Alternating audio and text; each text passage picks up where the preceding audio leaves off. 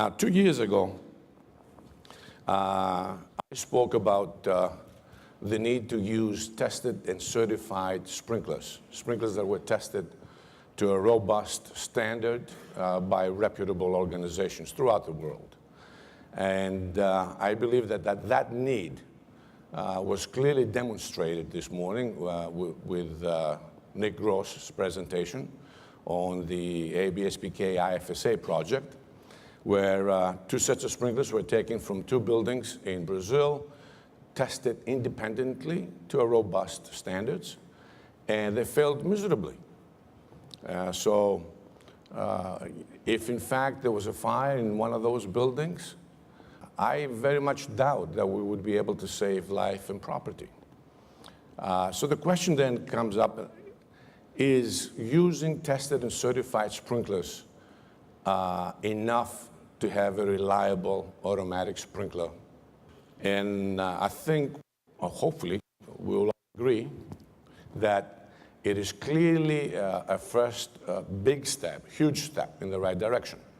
But there are other things that we need to also be able to do when it comes to the products that we use that make up a sprinkler system.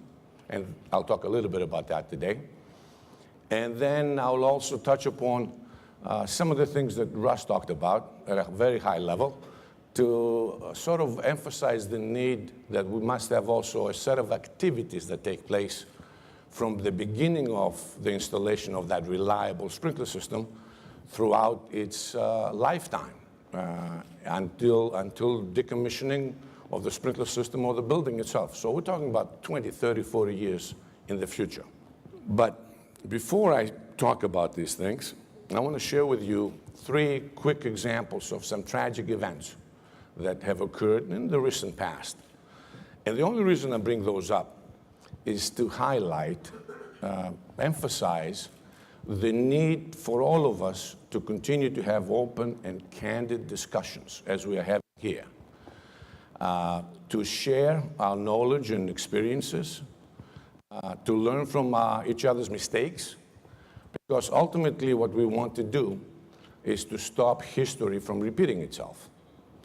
And so the first one, in the winter of 2003, this actually took place about 45 kilometers from my home in the state of Rhode Island that Rob mentioned in terms of retrofit for nightclubs.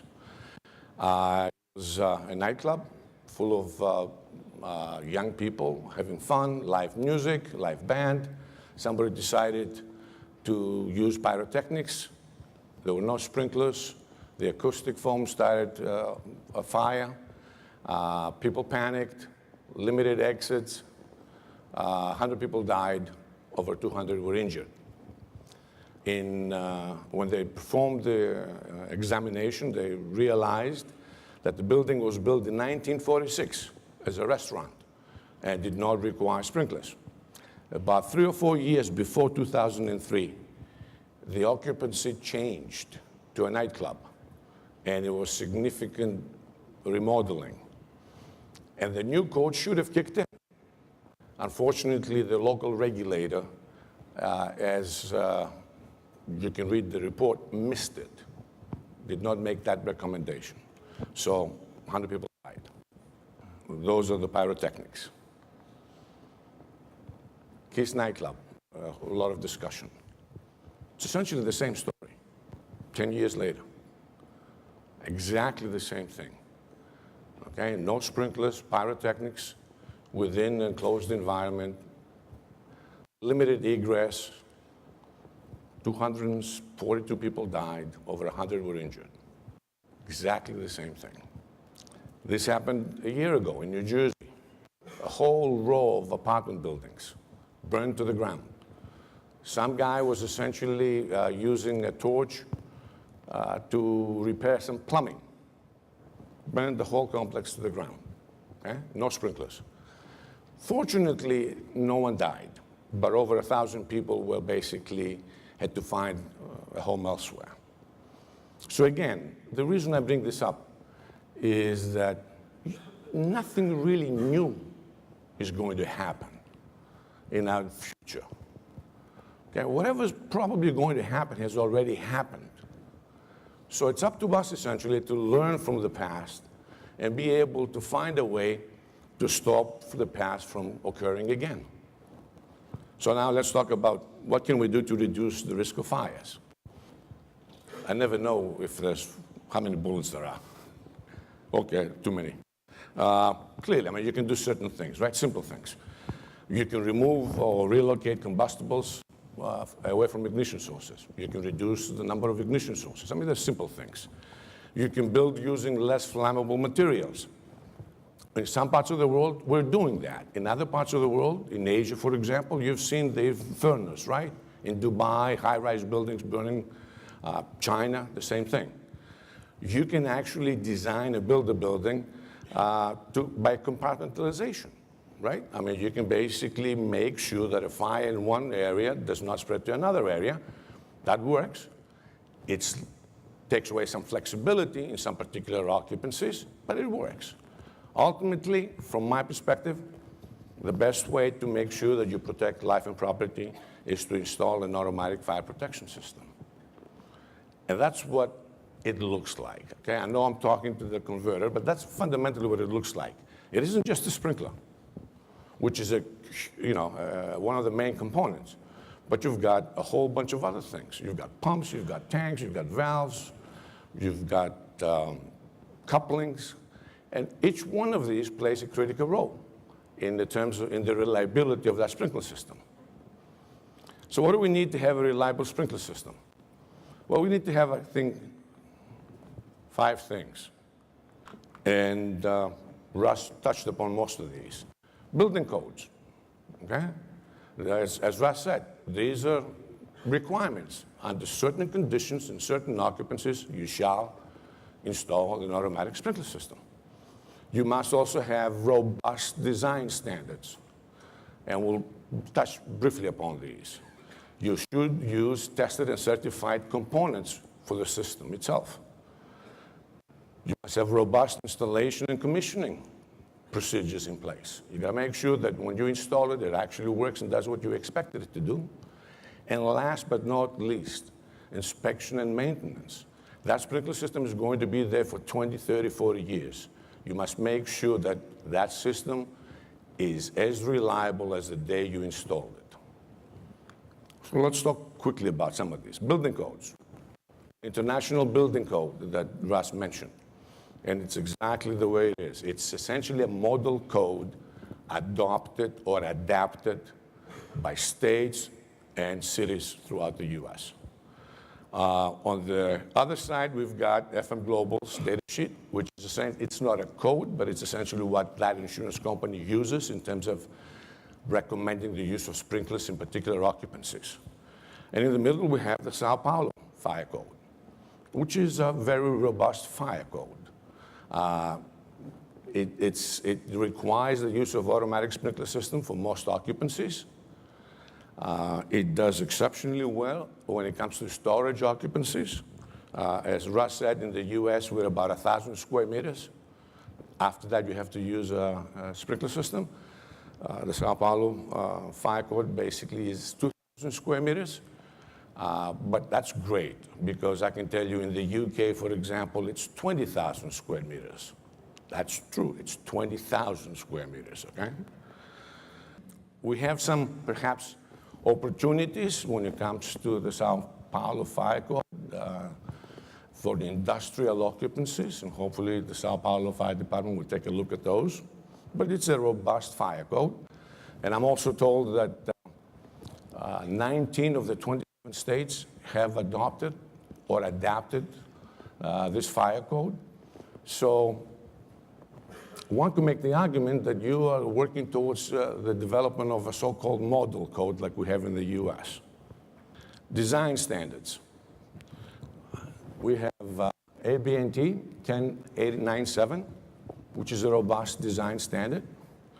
In fact, it talks about, this is the one that is the general sort of design standard for sprinklers. There's another document that hangs below that, and I think it's 13792, that is specific for sprinklers in storage environment. Both documents are essentially based on NFPA 13. The 13792 is based on an older version of NFPA 13. It's currently going through revision. I'm told it's going to be coming out for public comment in 2017. And it's based on the new version of NFPA 13, and it uses FM's 8-9 data sheet as an alternative method. And clearly, you have NFPA 13 that Russ talked about that's been around for since the late 1800s. So far we talked about sprinklers, which is good. And at least Nick mentioned something like 30 mechanical tests, okay? But we've got reputable organizations that have standards for sprinklers. On one side is FM approvals. The ISO standard, UL, certainly has a robust standard for years. But in the middle is the new standard that was published, which is 16,400. And Felipe talked about that and some of the improvements, huge improvements that took place. And FM Approvals was, I think, an active participant. And so we're very, very happy that at least a huge step was taken in the right direction by essentially publishing this new product testing standard. I'm told it's currently going through some small revisions, but it'll come out again, hopefully in 2017. These are some of the mechanical tests that Nick talked about, and I talked about 2 years ago.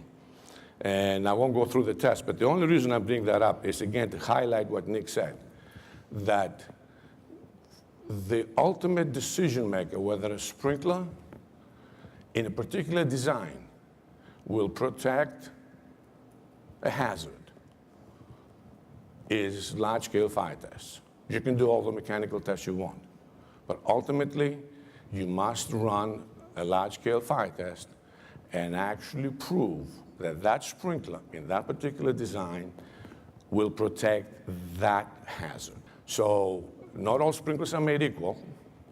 So you can have sprinklers that have gone through every mechanical test and failed the fire test, okay? Seldomly do you have it the other way around. We can always take care of the mechanical test if we've passed the fire test. But as I said, there are other major components that we need to look at. The pumps, valves, couplings, fittings, piping. This is a simple set of tests that we perform for pump sets. And it's pretty much the same as UL has, and both are based on NFPA 20. Installation. You have 10.897 NBR, which has clear directions in terms of installation. And you have also the FM Global 2-0, which articulates for FM Global clients what they need to do in terms of the installation of those sprinkler systems. And believe it or not, some real bad things can take place in the field when those sprinklers are actually installed, okay? I mean, you can basically install sprinkler system and then go ahead and paint over it. Okay? Now, we can debate, is this installation or is this maintenance, okay? The biggest problem is obstructions, okay? I mean, you'd be amazed how many times you have a robust design and then you go and you look at the installation and it's behind a beam, okay? So you got problems there. You've got problems like this. Fireproofing a sprinkler. That sprinkler is never going to work, okay? So we must also make sure that we have the right installation policies, procedures in place. Last but not least, maintenance. This is NFPA 25. Gives you directions in terms of what you need to do for inspection and maintenance. One of the most important things that you can do is to inspect and maintain that system, the whole system. NFPA 25, okay, as well as FM Global, they have clear requirements in terms of the frequency of the inspection, how often you should start your diesel pump, how often you inspect visually and physically all those valves. The worst thing you can have is a sprinkler like this or a pump that looks like this, okay? Because trust me, when the fire takes place, that pump isn't going to work. You can have the best system in place. You basically have someone that does maintenance and closes a valve on a riser, and you don't know about that. Well, guess what? If there's a fire, you can have the best system in the world. That riser is out. So it's tremendously important to make sure that we follow proper maintenance and inspection procedures. The last one, visually looking at it, you don't know whether it's open or closed. FM Global basically says you open it and you lock it, open. In summary, fire sprinkler systems reliability depends on a lot of things. On the building codes, the requirements that you shall install them, correct design, testing and certification of all the components that make up that sprinkler system to robust standards that exist. Proper installation, and last, as I said, but not least, regular maintenance and inspection. That is the only way you're going to make sure that that sprinkler system will perform when needed. When needed means there's a fire, and will operate when needed and perform as you intended it when you designed it. And again, a kind reminder, a fire sprinkler system is only as good as its weakest link. Does it work? And some of you may have seen this before. This is data from an insurance company, FM Global, okay? The top curve looks like orange to me. It's for fires that have occurred in unsprinkled buildings. Unsprinkled means that either it didn't have a sprinkler system or it had a sprinkler system that was not of an adequate design for what it was intended to protect. What it shows you is the average gross risk loss per $100 of total insured value, TIV. The bottom line, which is yellow, is fires that have occurred in sprinkled buildings. You can see the difference. It ranges between 6 and 7. I think Nick said something like 8. Okay? I mean, that is the loss that you incur. Now, this is an insurance company, right? So if you basically have the building, you can actually look at that and say, you know what, I don't particularly care, because the insurance company is going to rebuild it. But the insurance company, no insurance company is going to pay you for your loss of market share in a very global competitive environment. They're not going to basically pay you for the damage to your reputation as a good neighbor. They're not going to pay you when you're out of business for a year and your competitor takes your best people away. They're not going to pay you for a lot of things. So sprinkler systems, when designed properly using tested and certified components, and you do the right inspection and maintenance, do work. So looking forward, in Brazil, I've got 42 seconds. I'm going to take all 42 seconds, okay? No. Looking forward in Brazil, we're excited about the new standard on sprinklers, and we look forward to actively participate and support ABNT and CBSpk as they go down the path of developing new standards for pipes, for pumps, for couplings, for fittings, for valves. Small steps in the right direction. We don't have to do everything overnight, but I think, at least in Brazil, the industry is truly moving in the right direction. Thank you.